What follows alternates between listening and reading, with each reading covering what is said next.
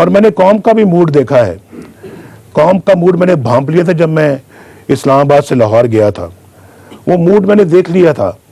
قوم کا موڈ میں نے بھانپ لیا جب میں ایبٹ آباد گیا, کوئٹہ گیا اور یہاں پہ کوٹ مومن گیا. قوم کا موڈ ہر جگہ پہ ایک جیسا ہے. اور وکلا کا موڈ بھی میں جانتا ہوں. ماشاءاللہ آپ میرے سامنے بیٹھے ہوئے ہیں سب, آپ کا موڈ, کھڑے بھی ہیں بیٹھے بھی ہیں, آپ کے موڈ سے بھی میں بہت اچھی طرح سے واقف ہوں. اور میرا دل بڑا مطمئن ہے کہ ماشاءاللہ یہ سارے ہمارے کالے کوٹ والے حضرات, معزز خواتین و حضرات جو ہیں یہ میرے ساتھ ہیں. میرا ماشاءاللہ میرا دل اتنا بڑا ہے, ہو گیا, بلکہ اگر اتنا تھا تو اتنا ہو گیا ماشاءاللہ. اور قوم کو بھی میں سلام پیش کرتا ہوں. اپنی ماؤں کو, بہنوں کو, بیٹیوں کو, بچوں کو, نوجوانوں کو, بزرگوں کو, اپنے بھائیوں کو میں دل کی گہرائیوں سے میں سلام پیش کرتا ہوں جو میرے ساتھ کھڑے ہیں. لیکن میں کہنا یہ چاہتا ہوں کہ جو میری قربانیاں ہیں جیسی بھی ہیں آپ کے سامنے ہیں, اب اس کا فائدہ میری ذات کو نہ صحیح لیکن اس ملک اور اس قوم کو پہنچنا چاہیے. نہیں پہنچنا چاہیے. اور اگر میں نے جلا وطنی کاٹی ہے, 7 سال ملک سے باہر رہا ہوں, ہتھکڑیاں برداشت کی ہیں, اگر میں نے اپنا جو ہے وہ ظلم برداشت کیا ہے اور 27 سال کی جو ہے وہ قیدیں سنی ہیں میں نے, اور پھر 14 سال کی ایک اور ہیلی کاپٹر کیس میں قید میں نے سنی, اور پھر اس کے بعد جو سلوک میرے ساتھ ماضی میں ہوتا رہا ہے, میں یعنی اس طرح کے سلوک جو ہیں وہ لیڈروں کو ماضی میں باغی بناتے رہے ہیں. شیخ مجیب الرحمان باغی نہیں تھا پاکستان کا, وہ پاکستان کا سخت حامی تھا وہ, لیکن ہم نے اس کو باغی بنایا, اس کو دھکیلا اور تاکہ وہ بغاوت کرے. تو میں یہ کہنا یہ چاہ رہا ہوں کہ اتنا کل میں نے کہا ہے یار میں یہ سارے دکھ غم بھولنا چاہتا ہوں, میں یہ سب بھولنا چاہتا ہوں, اور میں چاہتا ہوں کہ میں اپنے ملک و قوم کے وسیع تر مفاد میں ان کو بھولوں. مجھے بھولنے دو یار ان کو, میری مدد کرو کہ میں ان کو بھول جاؤں, اور زخم نہ لگاؤ میرے اوپر, اور میرے دل پر اور زخم مت لگاؤ کہ یہ زخم بڑھتے چلے جائیں. میں نہیں چاہتا کہ میں کوئی اپنے اس غصے کو یا دکھ اور تکلیف کو کہیں ایسے پوائنٹ پہ لے جاؤں جہاں جو ہے میرے جذبات میرے اپنے بھی جو قابو سے باہر ہو جائیں.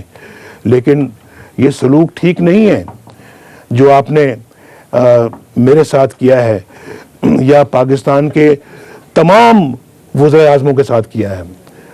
1947 سے لے کے آج تک ہر وزیر اعظم کے ساتھ یہی سلوک ہوا ہے, اس سے ملتا جلتا سلوک ہوا ہے.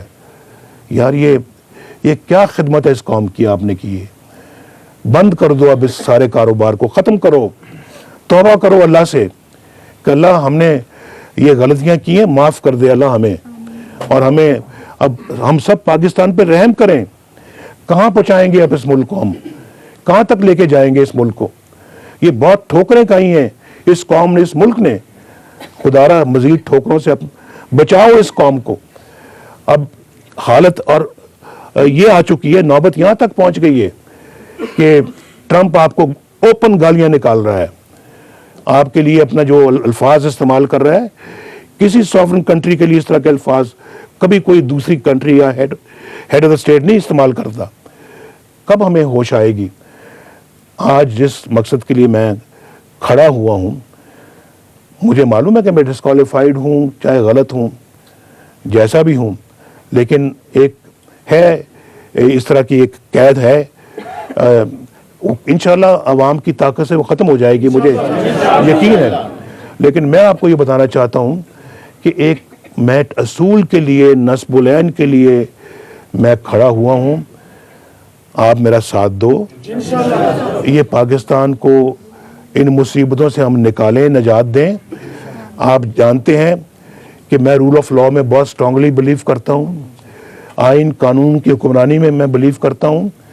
میں غیر آئینی حکمرانیوں میں بلیو نہیں کرتا. ڈکٹیٹرشپ اور مارشل لاء سب ماضی کی داستانیں ہو گئی ہیں, اور اب یہاں پہ قانون کی حکمرانی ہونی چاہیے. سب کے لیے ایک جیسا قانون ہونا چاہیے. اگر کسی وزیر اعظم کو کسی عدالت میں بھگتنا پڑتا ہے, ایک آمر اور مارشل لاء ایڈمنسٹریٹر کو بھی اسی عدالت کے اندر جا کے کیس بھگتنا چاہیے. یہ اپنا یہ قانون سب کے لیے ہونا چاہیے. اور میں یہ سمجھتا ہوں کہ یہ جب عدلیہ کی بحالی کا وقت تھا, الحمدللہ آپ پیش تھے, میں آپ کے شانہ بشانہ تھا, اور میں بھی آپ کے ساتھ تھا. اور میں کیونکہ میرا دل گواہی دے رہا تھا کہ یہ پاکستان کے ساتھ غلط ہوا ہے. آج پھر پاکستان کے ساتھ جو کچھ ہو رہا ہے وہ غلط ہو رہا ہے, اور میں اس پہ کھڑا ہوں اللہ کے فضل و کرم سے. اور میرا یہ دلی خواہش اور ہے کہ آپ بھی میرے ساتھ کھڑے ہو, اور یہ پوری قوم میرے ساتھ کھڑی ہو.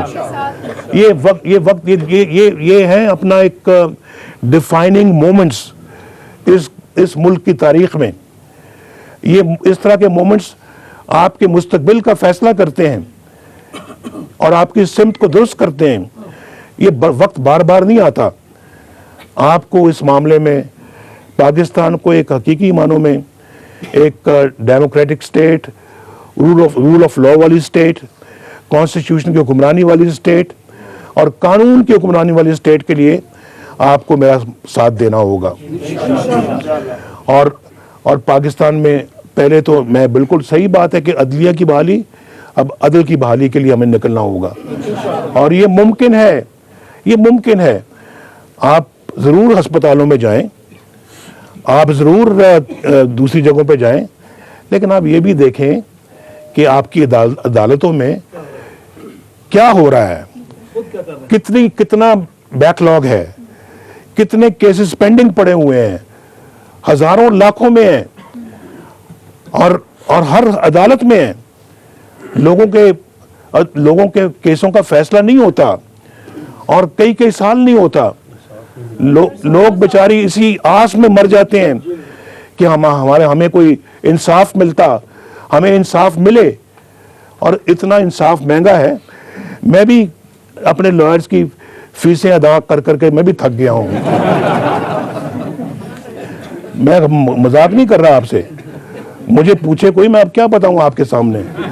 میں بھی دیکھ رہا ہوں کہ یار اتنا مہنگا انصاف, یہ مجھے کاش کہ اس وقت پتا ہوتا جب میں وزیر اعظم تھا, میں اس کو ٹھیک کرتا. ہم ضرور اپنا جو لائرز ہیں ان کی فیس ان کو ملنی چاہیے, مگر ملنی چاہیے لیکن سٹیٹ, غریبوں کے لیے سٹیٹ اس کا انتظام کرے. غریبوں کے لیے ریاست اس کا انتظام کرے غریبوں کے لیے. اور بھی بہت سارے یہاں پہ معاملات ہیں, ایشوز ہیں, اور میں آپ کو بتا رہا ہوں کہ یہ ان ناانصافیوں سے لوگ بڑے تنگ ہیں. اور یہ اگر آپ اپنا غصے میں کہتے ہیں کہ میں یہ نہیں ہوگا تو میں اورنج لائن بند کر دوں گا, اورنج لائن پہلے ہی آپ کی مہربانیوں سے بند رہی ہے, 1.5 سال بند رہی ہے. آج ورنہ وہ اورنج لائن چل رہی ہوتی, لوگ دعائیں دے رہے ہوتے آپ کو بھی, لیکن اب وہ لوگ, آپ نے اتنا ان کو سٹے دیا ہے کہ لوگ آپ کو سمجھتے ہیں کہ آپ بھی اس میں جو ہے وہ قصوروار ہیں. تو میری بہنوں بھائیوں, ہم حق کی جنگ لڑ رہے ہیں. حق کی جنگ, آپ کا دل گواہی دیتا ہے کہ نہیں دیتا؟ حق کی جنگ لڑ رہے ہیں. اور میں چاہتا ہوں کہ ہر کالے کوٹ والا معزز وکیل جو ہے ملک کے اندر, اور کالے کوٹ والی معزز وکیل جو ہے, وہ اس حق کی جنگ میں ہمارے ساتھ دے.